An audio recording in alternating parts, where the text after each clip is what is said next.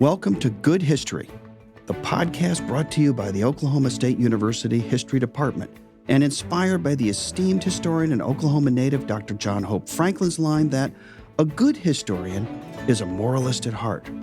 We bring together people from diverse walks of life who research history, studied history, read history, and think about history. We want to know what history means to them, and we want to ask them a big question. If studying history doesn't necessarily always make us feel good, how does knowing more of it make our lives better?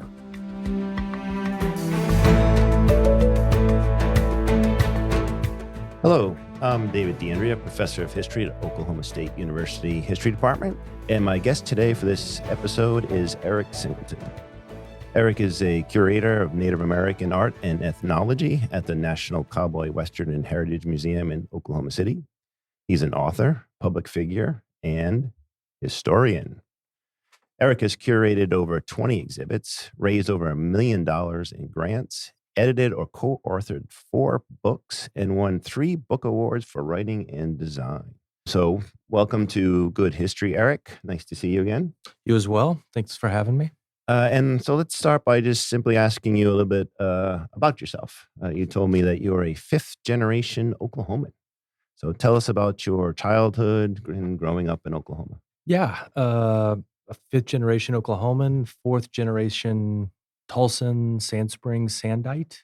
So I grew up just outside of Tulsa, actually, in Sand Springs, and then moved to Tulsa for high school. Prior to that, my family had a farm. It was my great uncles and then my grandparents and then my parents. And had I stayed in Tulsa, it would have been mine. But we had cattle, we had a farm. So it was a pretty good upbringing, I'd say. And so it's just been kind of wrapped up in this community for a long time. And you said in your bio that your first book was a book for your mom on history of hieroglyphics in Egypt or something. Yeah. So I think I was born a history nerd. I've always loved it. And I remember when I was probably 6, 7, my mom got me a book on Egyptian hieroglyphics and I was off to the races. I mean, I just wanted to know more. Like what I saw on a daily basis was never enough. I wanted to know what was happening in the ancient world, but in Asia, in Africa, in Europe, in South America, I could not get enough. And so I think as a kid, I mean, I think maybe we all did. I wanted to be an Indiana Jones. So history, anthropology, it was all great fodder. I just wanted it all. And so when you went off to college, you were a history major? Actually, I did not start as a history major. I spent my first 2 years in accounting. And so my dad was an accountant and a CPA, and he worked at Philbrook Museum. Prior to that, he worked as an accountant for some oil companies. He had a private practice. I was always really good with numbers. I felt like, to get a job, you really needed to have something that could be utilized in any economy and any field, and that was accounting. And I hated it. So after 2 years, I completely just switched over, and my grades were impacted immediately. I went from, floating in the 2 range, 3 range to 4 point, and I knew I was not going back. And your focus in your history undergrad was in classical history, is that right? Yes, ancient Greek and Roman. I did my capstone in ancient soothsaying practices. And so I've always loved the ancient Mediterranean. That's what I studied at OU. I gave a lot of thought to actually doing underwater archaeology for ancient Greek. And so I looked at that a lot, but I loved all history. So I ended up getting a job at Gilcrease, and as an intern, I was just kind of enamored with everything that was there, American history, the ancient America particularly, and then it was a natural lead-in to study ancient North America and Native American history. Sort of not a natural progression was after college, you spent 5 years globetrotting. Yes. So actually, it's funny. I was going to a Tulsa Drillers game after college, Thirsty Thursdays, and I looked around. I was having a couple beers, and I realized I was going to know all of these people in this room the rest of my life. And at 40, I was still going to be doing Thirsty Thursdays. And I had this very surreal moment where I just was like, no. And I just set my beer down, walked out of the house, went home, sold everything I had, and was on a plane to Asia 2 weeks later. And I spent 5 years over there, minus coming home for my sister's wedding. And I loved it. I taught English in Korea, and then I got a job with my friend Taylor, who was in Thailand at the time. And we ended up going to Japan, Vietnam, Cambodia, Laos, Tibet. I went to base camp and Everest, went into Nepal, was in the Middle East for a while, and then Europe. And then I realized that if I'm not careful, I'm going to just have a great tan after 30 years in Asia. So I decided to come home and rejoin society, and here I am. So you found out they had Thursdays in Asia too. I did. Actually, they're big fans of baseball. It was awesome. The Doosan Bears was my team over in Korea. I went to the Tokyo Giants game. That was one of the best baseball experiences I've had. It was great. And so how did those 5 years shape your perspective and influence your later work and career? I think that every American should be required to have a passport and travel. I think it made me a more well-rounded human being. It gave you a sense of place within the larger human sphere, but it also gave you confidence because, I mean, you are nervous at first when you do anything new, and then all of a sudden you hop off of a plane in something that's completely different, and you realize you got it. And if you can handle that, you can handle anything. So then, dark alleys become your friend, because there's nothing down there but the darkness, and you can bring it light. And I think that when you see other cultures and how they view the world, you see this commonality of the human experience. Because I'll be honest, having seen that, like, I don't want to live in a world without Indian food, like curries and everything else. I don't want it. I don't want to live in a world without that diversity. I think it's beautiful. It's great. So you come back to Tulsa after 5 years, back in Oklahoma. And then what was that shift to sort of historical work, working on your career, researching and writing history? It's kind of, as I said before, I've always had a love for history. And then my dad actually started working at Philbrook in October of 1989. So I was 10. And I like to say he called it volunteering. I say that with quotes, but I was little and could fit where no one else could. So I got an amazing amount of jobs over there. So I worked in security, gardens, grounds, development. I rebuilt the grounds at Philbrook. So all those, like the stairs, the crisscross stairs where all those I pulled all those up and relayed them. The South Garden, I put all that stone down there. I ran the crew that did that. And so I was just kind of been in and out of this. And then prior to going to Asia after college, I was doing an internship at Gilcrease in the anthropology department. So when I got home, I stopped on the door. We talked a little bit, and they said, "Why don't you come back and work here at Gilcrease?" And I did, and they ended up giving me the job of assistant curator of anthropology, and I started working initially with the city, and then with TU when they did the transfer. Okay, so let's talk a little bit about your time at Gilcrease. What's unique to the collections there at the Gilcrease? How does it reflect the unique aspects of Oklahoma history and the Native American collection and history of the state? Yeah, Gilcrease, if you don't know it, then you're missing out because it's one of the finest Western history collections in the entire world. And it was a gift that Thomas Gilcrease gave to the city of Tulsa. It's worth about $2 billion. The size of the collection is enormous. There's probably 2,200 Thomas Moran paintings and drawings. There's a book by Bartolomé de las Casas. There is a letter written by Cortez in Tenochtitlan in 1521, a decree where he basically tells all the Native Americans to stop stealing his stuff. So it's stunning, and the audacity. And it's just amazing. The fifth copy of the Declaration of Independence is sitting in Tulsa, Oklahoma. You don't need to go to D.C. It's written by Silas Deane and Ben Franklin. There are notes in the margins. It was given to Baron von Schulenburg to get the Germans to actually switch to the Americans. And that's a piece of history you're not going to find anywhere. And so what you have here in Tulsa is truly amazing. It's a gift in its truest sense. So, as a curator there, can you speak about some specific exhibits that you did based on the collection? And how do you go from having this collection down in the depositories or archives to putting out there for the public? Yeah, I think the best exhibit I did at Gilcrease was a co-curated exhibit I did with two other, Carol Klein and Kimberly Roblin at the time, and it was called On Common Ground.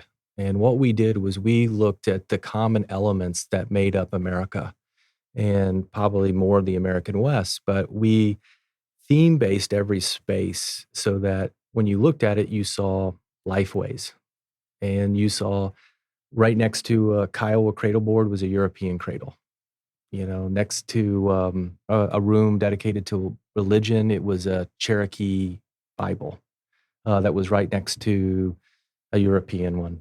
We talked about Buddhism. You know, you saw the common element of humanity, and the collection supported that. And that was the best part about Gilcrease, is because I could actually come up with any crazy idea, and then you go in the basement and support it. So in some ways, it almost made it too easy. But in other ways, it was amazing that you could come up with any idea and know that I was going to hit gold when I went downstairs. Can you talk a little bit about the Gilcrease as a Native American collector, and Mhm. also sort of the challenges of some of the objects you have there in the collection? Yeah, the collection at Gilcrease from an anthropology perspective had 346,000 objects. A lot of those were stone. Gilcrease was a member of the Muskogee Nation, and actually he got his start because his allotment paperwork was messed up and it was transferred over to a new allotment. And it turns out it's on the Glen Pool, which is, I think, the largest oil strike still today in American history. And so that was on his land. So he takes this money, he puts himself through college, he starts an oil company and goes to Europe. And he wanted to collect. And they said, you know, you don't have European art money, but you do have American art money. And he went back and said, I want to create, you know, an entire repository and history of America. So the actual name is the Thomas Gilcrease Institute of American History and Art. And it was all about history. And so that's why he has these great archives. He's got the art collection, he has the anthropology collection, and the big one is the Native American. And he collected North, Central, and South America. So there is Maya pieces down there. One of my favorites is a statue of the Hero Twins, which is completely covered in calcium, and it was in a cave, and it was on a stalactite, and you could see the drip that had been on it for, I don't know, 1,000 years. And that was pretty amazing. And so that's just one. You know, there's feathered ponchos down there from the Chimu.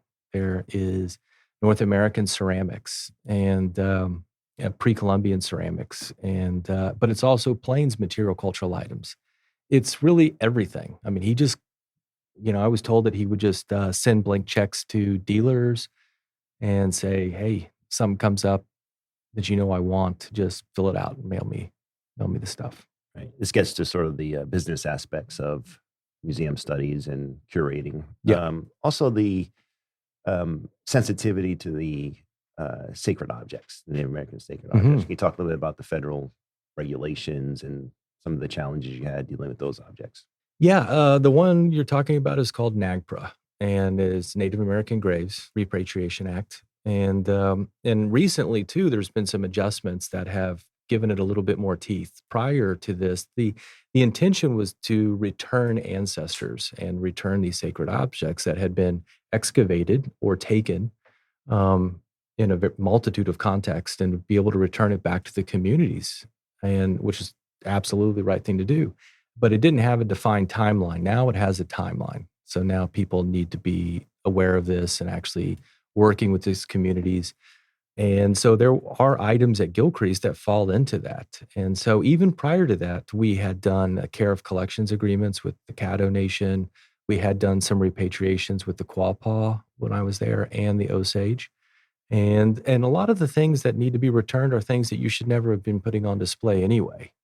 And so I think it's just great to be able to return this stuff, to put it into a new context, in its original context, if not the original, but to a similar context. But yeah, that's something all the museums are going to be dealing with. But I think that it's one that could be done with respect and in partnership and finding the best path forward. Because what we really need to do is start looking about how do we move forward and not constantly look at back.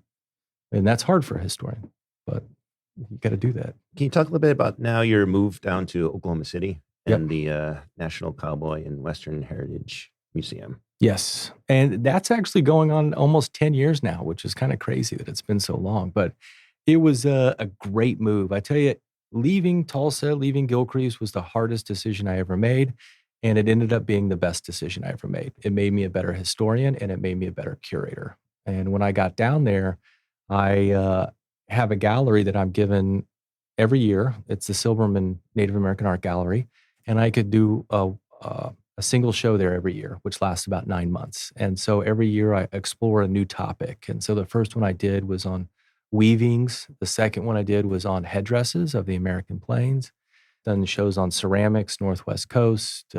You and I did an exhibit on Brummett Ecohawk in World War II. And right now I have a show on Cheyenne ledger art. So there's a diversity that I'm able to bring to it.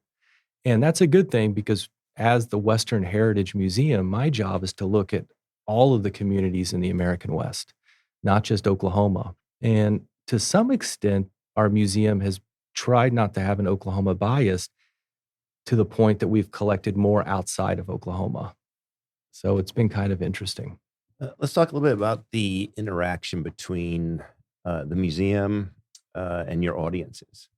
So we talk about public history, outreach. How does the museum use history, and how does the audience consume history coming through the museum? I think that's a great question, and it's one that's kind of at the forefront of how we're looking at who we are as a museum and how people actually interact with education and history. One of the things that we've been trying to do is not meet people's expectations. And so you have an expectation when you're the Cowboy Museum that John Wayne and John Ford are dictating the narrative. And the truth is that's the mythology of the West. And so we have set a standard to where our focus is on 3 primary goals. It's people, places, and perseverance. And so everything we do when you come into the museum, we want anyone who walks in the museum to see themselves. We want them to see their ancestors there, whether it's an Asian American experience, Euro American experience, African American and Native American, man, woman, child. And so that's the primary goal. We also, there's this expectation when people come in that they see cowboys and Indians or people with pistols and indigenous communities on horseback in teepees. Well, the reality is the majority of indigenous communities don't live in teepees, and they never did. And so the first thing you see when you go into the Native American gallery is a Northwest Coast hoke mask, and it's also contemporary. And so we want you to see cultural continuation. We want you to see ongoing traditions, living, vibrant communities. You talk about the past, but you also talk about the present. And so we're doing that in all of our spaces. So we're currently working on what we call a Heart and Soul Initiative, which is the core galleries, and renovating the entire space to bring those ideas and concepts. And it's not that the museum didn't already do that. They actually did. And so you go into the Cowboy Gallery, and there is dedicated space to women, African Americans, Native Americans. But sometimes I think the history has been so skewed to a given topic that the first thing you see needs to be something you don't expect. And so when you walk into a room with cowboys, the first thing you should see is a black cowboy. 25% of cowboys are black. The majority of cowboys are not white. They're indigenous. They're Mexican vaqueros or North American indigenous populations. So the first thing you really need to see is that. And so, you can talk about stuff in equal terms, but I think to push back against just a long-term narrative, and film and culture is to present reality up front in person, so that's the first thing you see. Let's talk about one exhibit in particular and see how you put these theoretical concepts into practice. And that's the Spiro and the art of the Mississippian world. So can you talk about the genesis of that project, where it began, and then the actual implementation of the exhibit itself? That's one of the best projects I've ever worked on. Spiro and the Art of the Mississippian World was an exhibit and an idea that first came to fruition for me in early 2011, 2012. And it started with a single visit from a colleague of mine named Kent Riley. And prior to meeting Kent, and Kent recently passed away, but was one of the most amazing individuals I'd ever met. And he was charming. He was great. I always say he was something out of a Faulkner novel. I mean, this person and personality, it's hard to believe exists. But Kent came up to the museum to look at the Mississippian collection. And prior to that, I was doing work with Plains material culture. I had thoughts about, maybe focusing in on Native American church, Pietism. And 3 days after meeting Kent, my entire dissertation had changed. My focus points had changed. But what Kent brought to the equation was this entire collection at Gilcrease focused on pre-Columbian North America, particularly Mississippian ceramics, and I knew nothing about it. And not only did I change after 3 days, I got to say, I was also kind of mad because after 3 days, I realized there's no one talking about pre-Columbian North America. We talk about Inca, Aztec, Maya, and that's taught in most universities. It's standard operating procedure to talk about those three primary cultures. Where's North America in that? Why aren't we talking about the mound builders? And so I started working with Kent and I started getting into iconography and ideology. But how do you understand pre-Columbian iconography and ideology when there's no defined writing system? Well, there is to some extent. It's pictographic writing. And so we started applying the same principles that Kent had with Linda Sheely, where they cracked the Mayan linguistic code. And we applied the same principles to North America. Now, to do that, you need to study oral traditions and ethnology. And so I became very focused in studying ethnographic resources and starting to make these connections to these past communities. And we focused in on a site called Spiro. And I had kind of already wanted to do a show about Spiro before I'd even met Kent, but I knew nothing really about it. So it was just this weird inkling of an idea. And then after I met Kent, I started being a yearly member of the Mississippian Iconography Workshop down at Texas State University.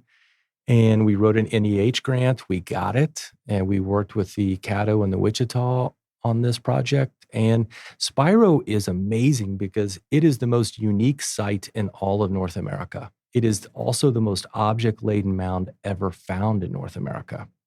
And no one knows anything about it. It's in the state of Oklahoma, and it should be a UNESCO World Heritage Site. I'm not speaking in hyperbole. It's fascinating. And, I did a book and an exhibition on this topic, and one thing I didn't really dive into because you're still presenting things from a very 10,000-mile perspective. But what you have at Spiro was connected to environmental change. And so we started asking, why is the most object-laden mound ever found in North America the smallest mound ever found in North America? And it's in Oklahoma. What's happening here? And why was it completely abandoned? And so we started looking at the soil samples. We started asking questions. It turns out that in about 1350, there's an environmental upheaval that occurs here. And so folks began to start needing to change. You have these large agrarian communities, agricultural-based communities, and if the rains aren't coming, you've got a problem. And so how do they compact it? Today we use science. We start saying, okay, what's happening? How do we investigate this? They had religion. So in about 1350, there's an environmental upheaval, and we start seeing that these large population areas basically can't sustain themselves anymore. And this was, evidence via soil samples where we started saying, okay, yeah, this is actually accurate. And so today we have science that kind of helps us figure out what's happening and how we make changes. They had religion. And I look at this kind of similar to the Abrahamic faiths in that you have an origin story. Every religion has it, and there's one here. And so you can look to the ethnology again. You look to history. Well, this is a practice that's been done in indigenous communities over and over again. The story of Wovoka. Well, what happened here? Well, you do this dance, and if you do this dance and this ritual, then you're going to get rid of all of the white folks. You're going to bring back the land. You're going to bring back ancestors, bison, and you're going to have a balanced community again. Well, they didn't just think of that. That's something that's been ingrained and has been utilized within the community for thousands of years. So by looking at it that, you're kind of speculating like, well, could this thing have occurred in pre-Columbian North America to balance the world again?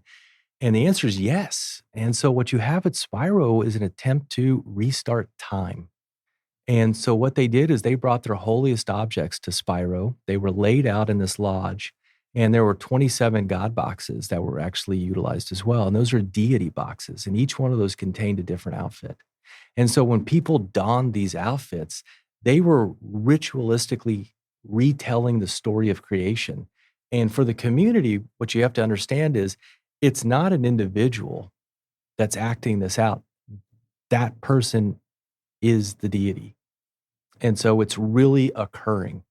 And so that's kind of a thing it can be a little difficult to come to terms with, but you have to set aside your own history and your perceptions of the world, but also what you're taught to perceive. And Europeans are very unique in the entirety of the world. That's one thing traveling has taught me, is that Europeans perceive the world so uniquely. And I think that it's done in such a way that, you see it kind of coming out of the Renaissance, where you have the evolution of these fact-based attempts to explain the world, and everything is then categorized. So it's like, okay, well, we need this, and it's going to affect this, and this is how we base a theory, and it's going to create this. Well, no one else in the world thinks like that. So, and so they actually reenacted the story of creation, and then they closed the doors and they walked away. And so that's what made Spiro so unique. And that is an Oklahoma treasure. That's an American treasure. And when we start talking about American history, we need to start talking about it before 1500, because American history goes back 40,000 years. And so when you use iconography, ideology, pictographic elements, the history is there. You just need to learn how to read it. Can you talk about the objects found at the site? You said it was the largest collection of objects in. Yeah, it's stuff from across North America. And so you have shell engravings, and it's Welk shell that came from the Florida Keys. It's then incised. We still don't exactly know how it's incised, but what I suspect is happening is that they're applying an acid of some kind, and then they're painting the image on. It weakens the shell, and then it's carved out. These shells would then each contain a part of the story. So each of these shells, Alex Barker's chapter in the book talks about this, is then you just lay these out side by side. And when you do that, you have a complete narrative. So look at each of these shells as a chapter in this book, and then the entirety of the shell is the book itself. And there was also copper that was found there, copper plates. There were dwarf olivella shells that were done with necklaces. There were pearls. There were so many pearls. There were baskets probably 5 feet tall, about a foot and a half in diameter, filled with pearls.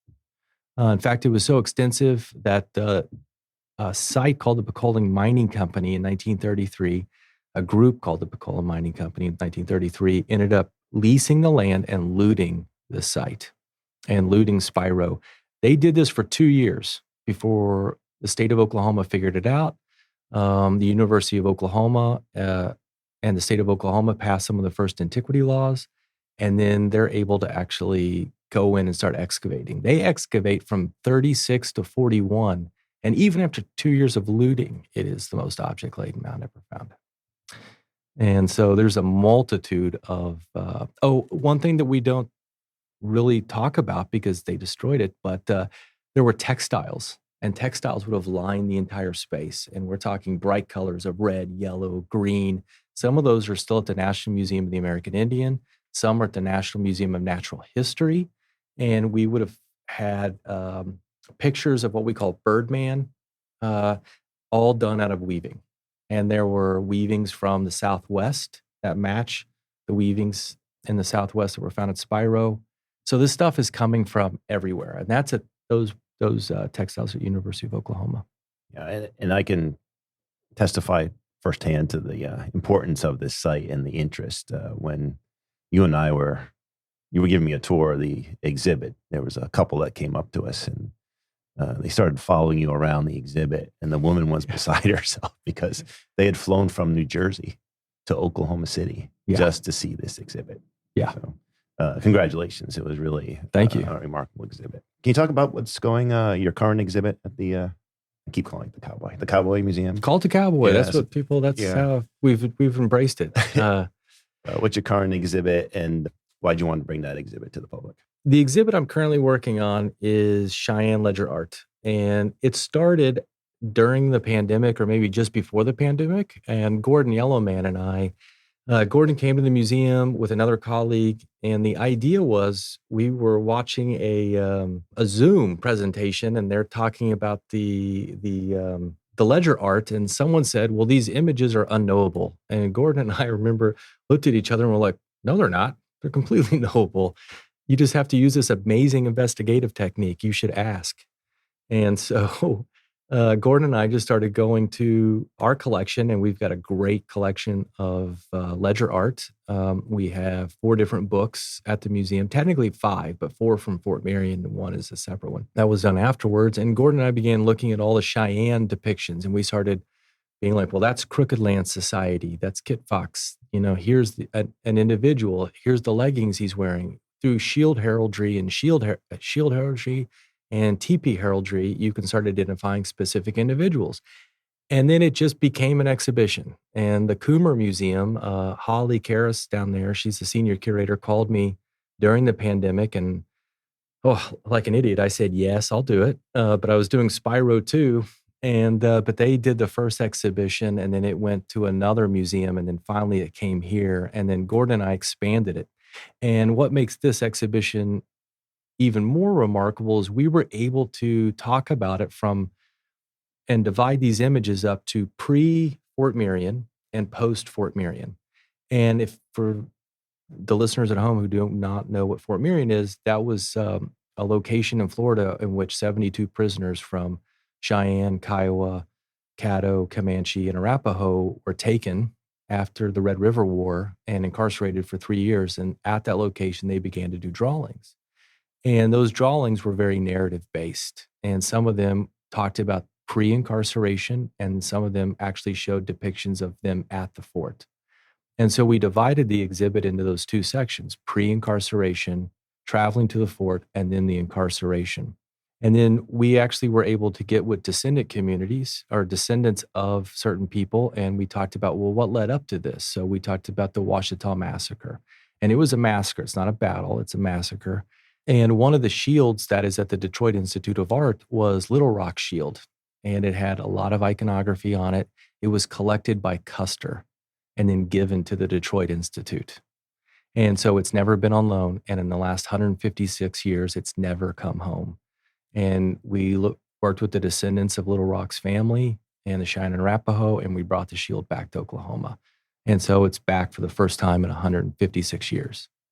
Part of the process of being a historian is looking back, but also looking to the future. So obviously all these projects take years to develop. So what's next for you? What do you see coming up the next few years? How do you go about the process of developing your next exhibits? The great thing about where I work is they've given me such flexibility to just work with communities and let projects kind of evolve naturally.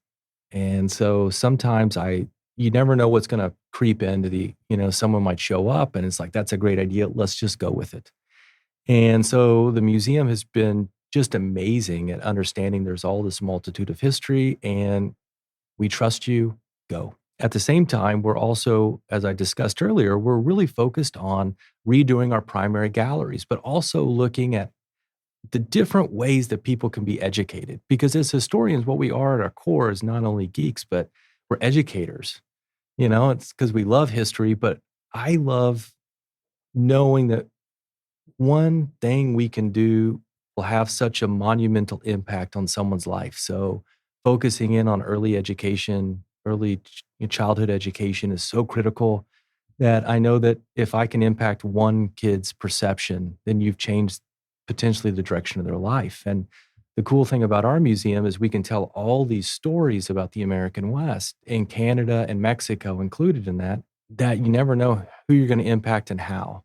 And so we tell these multitude of stories. But right now, what the key is we want to figure out that museums aren't just these old stuffy places. They can They can be places where you have tranquil spots for viewing art, but they need to be history spaces, but they need to be places of engagement as well. So you can't really beat the technology at home. So what do you create that gives people a sense of engagement without necessarily distracting from the museum environment? And so we're working a lot on that. And some of the inspiration for that, in fact, we had the ideas before, but it was reinforced, is the World War II Museum down in New Orleans. And they've done a really good job, I think, of bringing you into the environment, but not distracting you from the history. And that's what we're really trying to find, that balance, is how do you engage with new technology, but not distract? And one of the things I want to do is I've met with and plan to continue working with the OSU Oral History Program at the library. And they've got these amazing stories. We already worked with them on a matriarch show for Indigenous women, and we plan to work with them to tell Western stories, Black cowboys, old diaries, and we want to walk people into a space and maybe project the scenes that are being read to you from these old diaries that are contained at the OSU archives and OSU library. This gets to sort of a larger question we ask all of the guests on Good History. There are so many challenges now, right? The modern technology, the competition for attention spans. Yeah. Of college students, younger students. And there's also a lot of criticism or complaints of the humanities, right? What's the role of the humanities in higher education and society at large? So, but on the other hand, the consumption of history by the general public is immense. Documentaries, Netflix series. So could you talk a little bit about this apparent dichotomy, right, between the academic, university, professor, history department, but the hunger on the part of the public and the need on the part of the public to understand history? This is something I've thought about a lot. I'm glad you asked. I think there's a lot going on here. One, I think that people have been told that humanities aren't relevant, and you tell a lie enough and it begins to be the truth. But also, I think that we're maybe not looking at all the ways that humanities, specifically history, can be utilized in other practical ways. So I've talked to several people that work at law schools, and the single best students in law are historians. And I think, kind of figuring out that, hey, you don't just have to be a professor of history to study history. Look at history as a pre-law program the same way you look at something as pre-med. Because if you want to be a great lawyer, you need to understand the past, the law that created where we are today. And so that's a great, I think, avenue for exploring. But also, and this is just my personal belief, I think that sometimes we focus more on publish and perish as opposed to maybe teaching. Because how many students actually are going to read all the books? Like we produce them and we sell them to our other 300 colleagues. But one of my favorite teachers of all time was a guy named Rufus Fears down at OU. And he taught in the classics, and it was Freedom in Greece and Freedom of Rome. And it was a 400-person class. It was a waiting list to get in. You could pretty much only get in if you were a junior or senior. And the guy told stories. He would talk about Alcibiades, Alcibiades, why are you doing this? And he'd tell these great stories, or Solon, what was the moral of Solon? And on Fridays and Saturday nights, you're sitting there with, I wasn't in a fraternity or sorority, I had friends that were, but I would go out with these folks, and you had fraternity guys and sorority gals that are actually sitting here talking about Solon, because Fears was this amazing orator. In fact, he actually would sell out the Tulsa PAC. And you had his previous students would come back to just hear him lecture. And so some of it, I think, is just being engaged, being a teacher. One of the things that they tell you on, or when you see these History Channel documentaries, is what is the topics that are also being explored. They're not getting into the grassroots of how the Roman legion moved, like they're talking about, Tiberius. They're talking about Julius Caesar. They're putting the action, the romance. And so I actually talk about this to my docents too, because they come into my space and they say, well, Eric, why aren't we talking about color symbology? Why aren't we talking about, this topic and this topic? And I said, because you're too deep into it. And your average person needs to just see this 10,000-mile view. So I said, be honest with me, when they come into this room, let's say this one gallery, Native American gallery, how long does your average person spend here? And the answer is 10 minutes. So I have 10 minutes to tell them about linguistical diversity of 400 different communities, that environment dictates culture, that the Southwest and the Plains and the Northwest Coast are totally different environmental regions, that the object here might have similarities to this over here, but it's completely different.